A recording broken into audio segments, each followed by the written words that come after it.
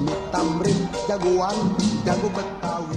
Bagi sebagian masyarakat Jakarta, mungkin nama MH Tamrin sudah nggak asing lagi. Tapi, pada kenal nggak sih siapa itu MH Tamrin? Nggak tahu. MH Tamrin? Iya. Kurang tahu sih, tapi pernah dengar. MH Tamrin, tahu dikit-dikit sih Kak. Pejuang loh. Tahu itu kayak pahlawan lokal bagi orang Betawi. Dari rantai penjajahan. Cukup banyak masyarakat yang mengenal nama MH Tamrin. Salah satunya karena nama tersebut dijadikan sebagai nama jalan di kawasan Jakarta Pusat. Tapi, tidak banyak yang tahu siapa sosok MH Tamrin yang sebenarnya. MH Tamrin yang memiliki nama panjang Muhammad Husni Tamrin merupakan salah satu pahlawan nasional asal Betawi yang tak pernah kenal lelah dalam memperjuangkan hak-hak kesetaraan rakyat kecil. Seperti apa sih sosok MH Tamrin, sang pahlawan nasional yang dikenal dengan kooperatifnya? Inilah seri Tokoh Bangsa Tempo MH Tamrin.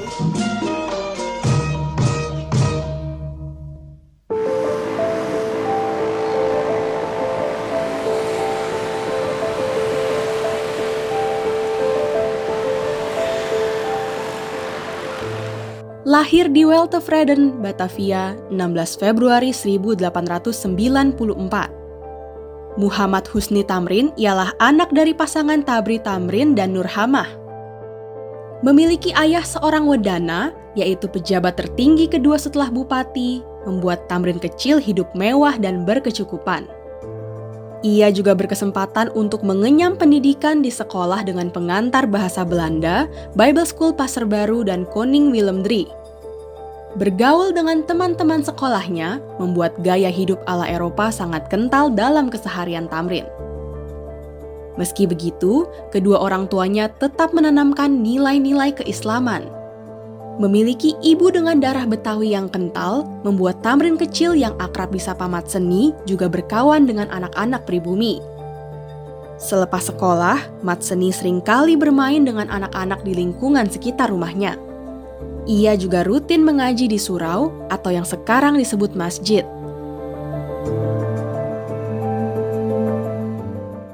Itu kan orang Betawi sudah memperlihatkan sifat-sifat kesetaraan yang dalam bahasa sekarang itu disebut egaliter gitu ya. Jadi kesetaraan, nggak ada jarak, nggak merasa dirinya kaya. Maka dia bergaul dengan kawan-kawannya. Selepas sore, ketika teman-temannya harus pergi mengaji, dia juga ikut mengaji.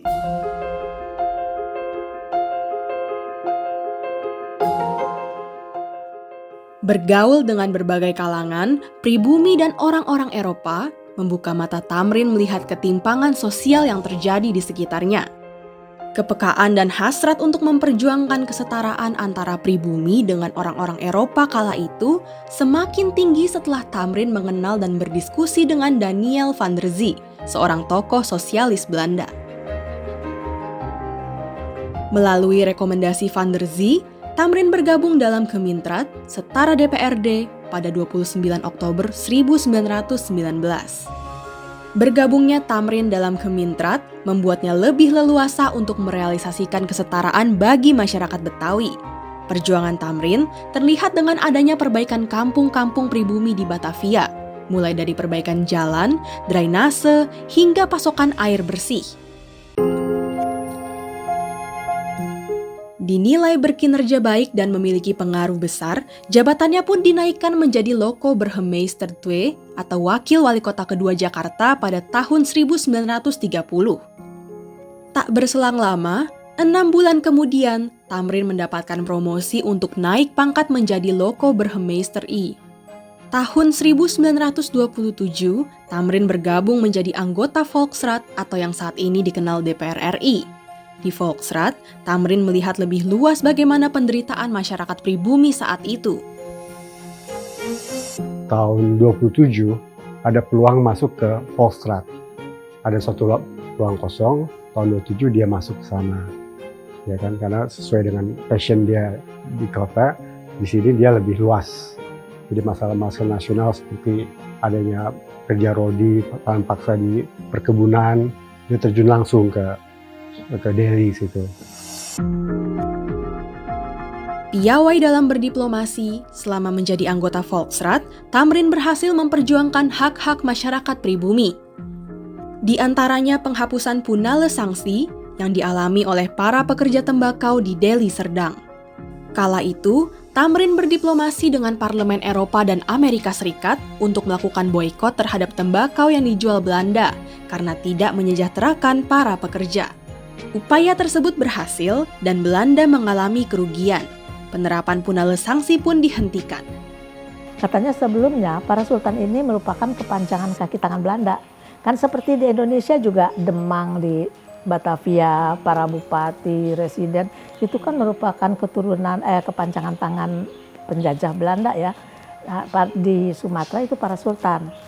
Tapi setelah berbicara lama dengan Tamrin, Tamrin berhasil mengubah pemikiran mereka, semangat mereka, menimbulkan rasa nasionalisme. Akhirnya para sultan ini menjadi musuh Belanda karena tidak lagi tunduk kepada Belanda, bahkan berusaha mencapai kemerdekaan, membebaskan diri, melepaskan diri dari Belanda.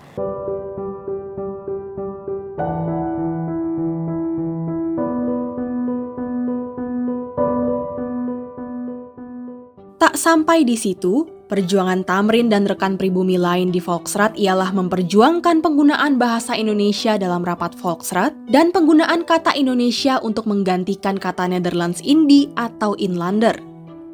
Meski awalnya ditolak, usaha mereka saat itu tidak sepenuhnya gagal.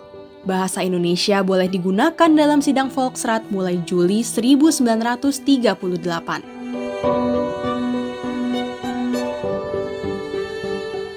Tamrin turut berkontribusi dalam melebarkan minat politik di Indonesia. Hasil diskusinya dengan Dr. Sutomo melahirkan Partai Indonesia Raya atau Parindra, yang merupakan gabungan Persatuan Bangsa Indonesia dengan Budi Utomo. Di bawah kepemimpinan Sutomo dan Tamrin sebagai Ketua Departemen Politik, Parindra melebar sampai ke Sumatera dan DI Yogyakarta. Tamrin menjadi ketua Parindra pada 1938. Ia menjadi pelopor Gabungan Politik Indonesia, GAPI, yang menjadi wadah bagi seluruh aksi pergerakan Indonesia.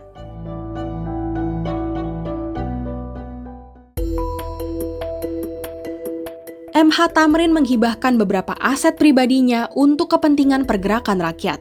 Stadion VIJ Petojo menjadi salah satu aset yang dibeli Tamrin karena kecintaannya terhadap sepak bola. Saat itu, lapangan sepak bola secara eksklusif dimiliki dan dipergunakan oleh klub golongan Eropa. Tamrin sengaja membeli lapangan ini agar masyarakat pribumi saat itu bisa bermain sepak bola.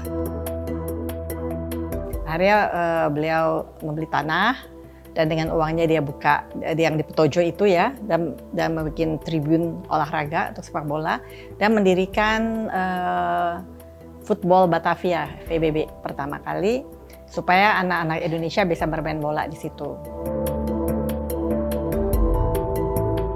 Stadion ini juga menjadi tempat berlatihnya Football Bond Indonesia Jakarta yang merupakan cikal bakal dari Persija Jakarta saat ini. Di lapangan ini, MH Tamrin memanfaatkan kesempatan yang ada untuk melancarkan politik sepak bola. Ia bersama Soekarno dan sejumlah tokoh kemerdekaan berkumpul dengan kedok menonton sepak bola. Padahal di belakangnya mereka saling bertukar informasi rahasia sembari menyusun strategi untuk memerdekakan Indonesia. Selain lapangan sepak bola, Tamrin juga membeli sebuah rumah milik orang Belanda di Jalan Kenari. Saat ini, rumah itu telah direnovasi menjadi Museum MH Tamrin. Jadi inilah tampak dalam dari Museum MH Tamrin yang berada di Jalan Kenari. Tamrin membeli rumah ini pada 1927 dan menggunakannya sebagai rumah pergerakan untuk merumuskan kemerdekaan bersama para tokoh pejuang. Selain itu, Tamrin menggunakan rumah ini untuk memfasilitasi aktivitas pendidikan dan kesenian warga Betawi.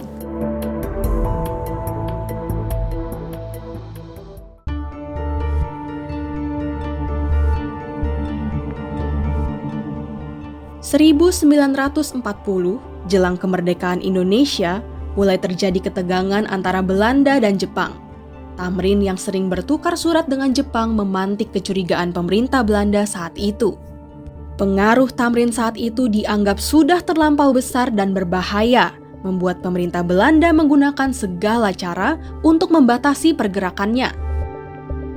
Tepat pada 9 Januari 1941, Tamrin yang sedang sakit dijadikan momentum oleh Politieke Inlichtingendienst atau agen rahasia Belanda sebagai tahanan rumah. Penjagaan ketat dilakukan di kediaman Tamrin yang berada di Sawah Besar. Berkedok sakit yang dialami Tamrin, Belanda menunjuk dokter Kayadu untuk menangani penyakit Tamrin. Nah, dokter ini mengeksekusi si Tamrin. Karena begitu selesai mereka di situ, satu persatu keluar rumah. Keluar ruangan dari keluar rumah. Biasanya kalau orang dia obatin ditungguin dong.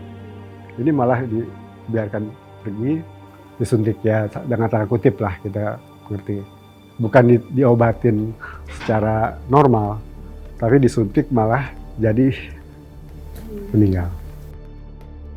Dia meninggalnya mendadak kan. Sakit hanya sekedar flu aja bisa meninggal 3 hari. Iya, bisa diterjemahkannya sendiri ini. 11 Januari 1941 dini hari, Tamrin meninggal dunia. Masih aktif menjabat sebagai wakil ketua Volksraad, jenazah Tamrin mendapat keistimewaan diantar kereta kencana menuju pemakaman. Lebih dari 20.000 orang ikut mengantarkan jenazah Tamrin ke TPU Karet Bivak. Tamrin menggambarkan bagaimana bentuk perjuangan kemerdekaan secara kooperatif, holistik, dan berani. Kepedulian Tamrin terhadap rakyat kecil dan selalu memperjuangkan kesetaraan sudah sepatutnya menjadi nilai yang harus dimiliki oleh para politikus, sang wakil rakyat.